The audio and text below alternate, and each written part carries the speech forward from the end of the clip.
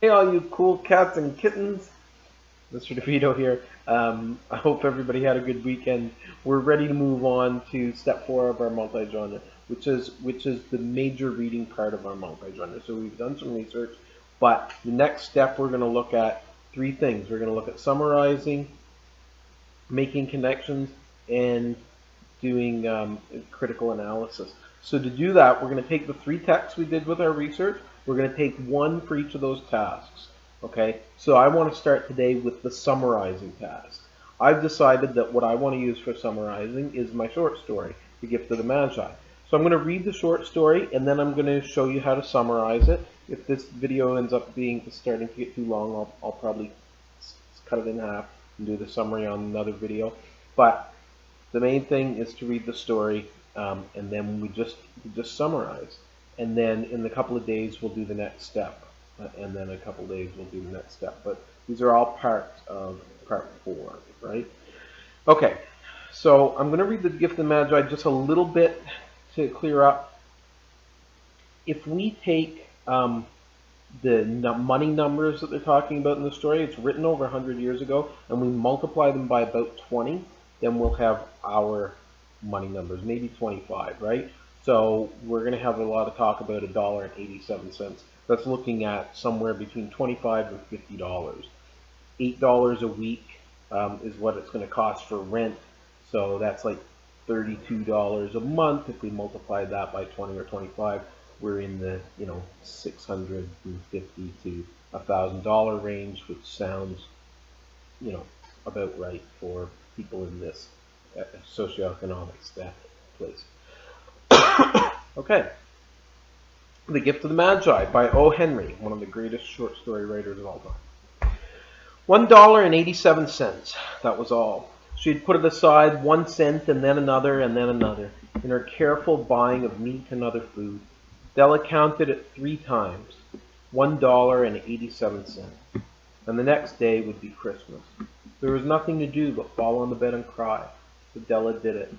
While the lady of the home is slowly growing quieter, we can look at the home. Furnished rooms at a cost of $8 a week.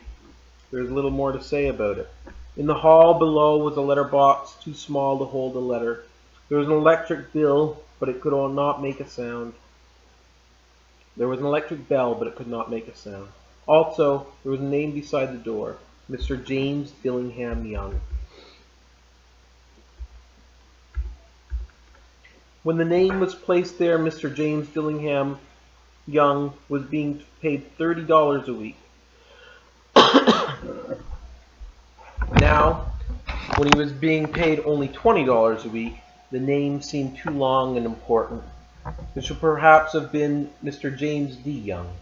But when Mr. James Dillingham Young entered the furnished rooms, his name became very short indeed. Mrs. James Dillingham Young put her arms warmly about him and called him Jim. You've already met her. She is Della. Della finished her crying and cleaned the marks off of it from her face. She stood by the window and looked out with no interest. Tomorrow would be Christmas Day, and she had only $1.87 with which to buy Jim a gift. She had put aside as much as she could for months with this result. $20 a week is not much. Everything had cost more than she had expected. It always happened like that. Only $1.87 to buy a gift for Jim. Her Jim. She'd had many happy hours planning something nice for him. Something nearly good enough. Something almost worth the honor of belonging to Jim. There was a looking glass between the window of the room. Perhaps you've seen the kind of looking glass that is placed in $8 furnished rooms. It was very narrow.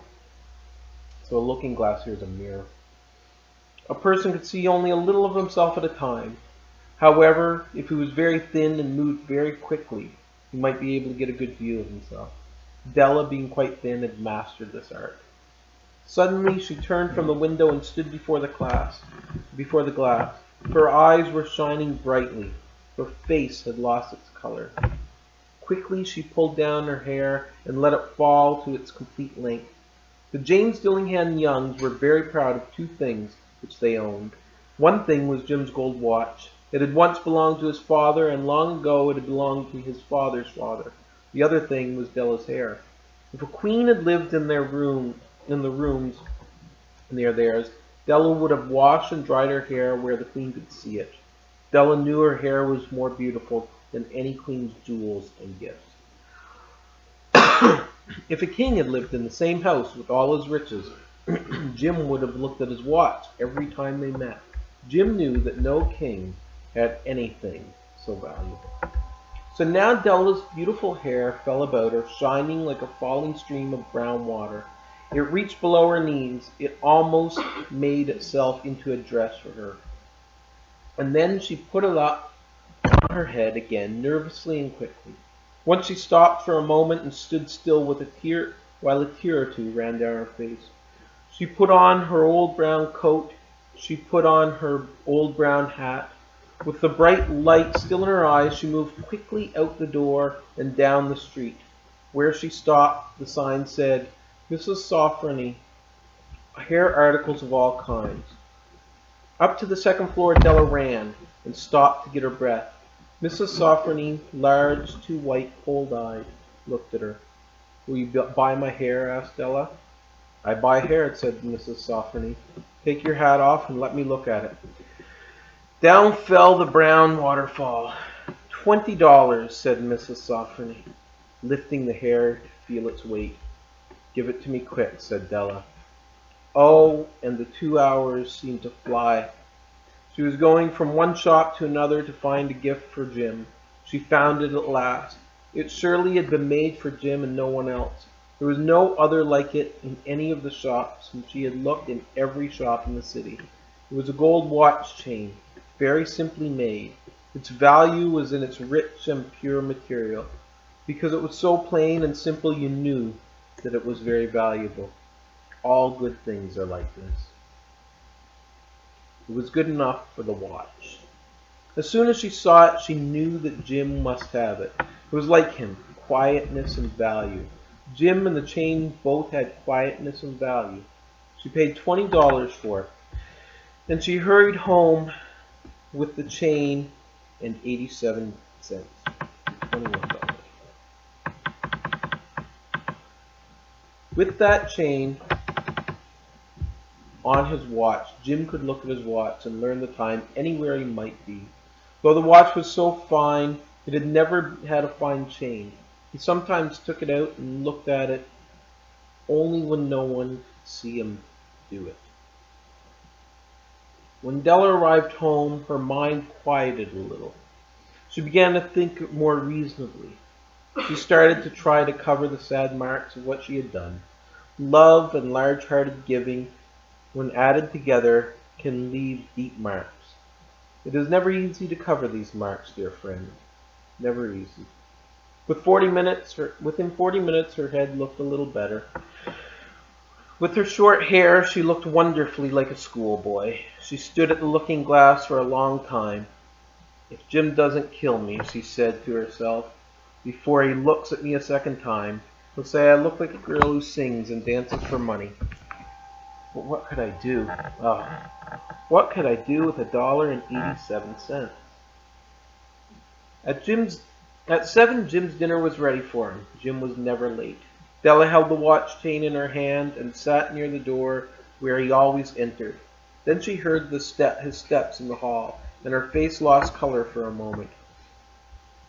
She often said little prayers, quietly, about simple everyday things. And now she said, "Please, God, make him think I'm still pretty."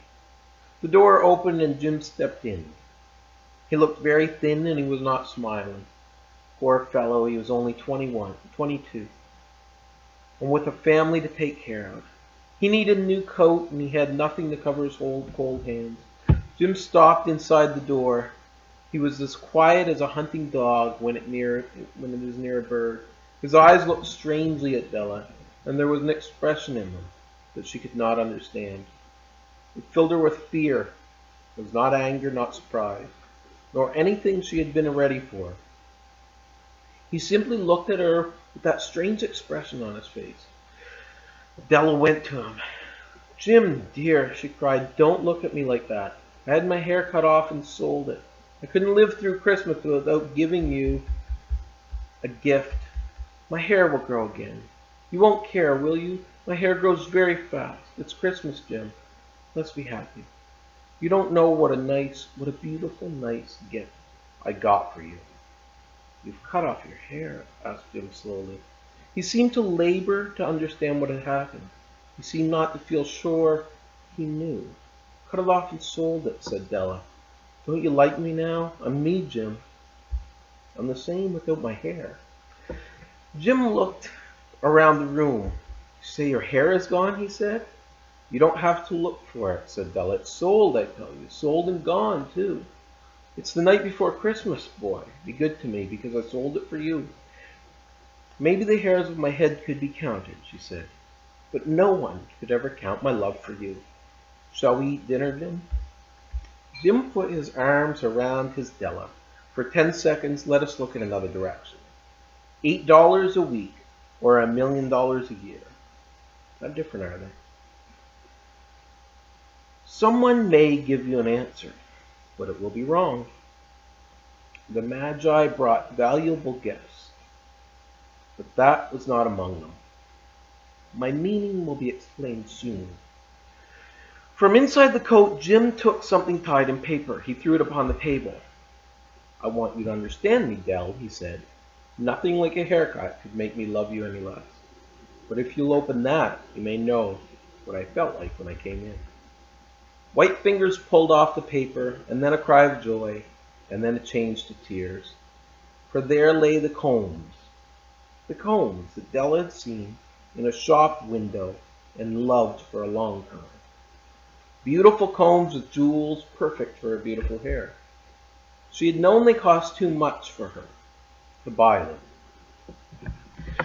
She looked at them without the least hope of owning them, and now they were hers, but her hair was gone. But she held them to her heart, and at last was able to look up and say, my hair grows so fast, Jim. And then she jumped up and cried, oh. Jim had not yet seen his beautiful gift. She held it out to him in her open hand.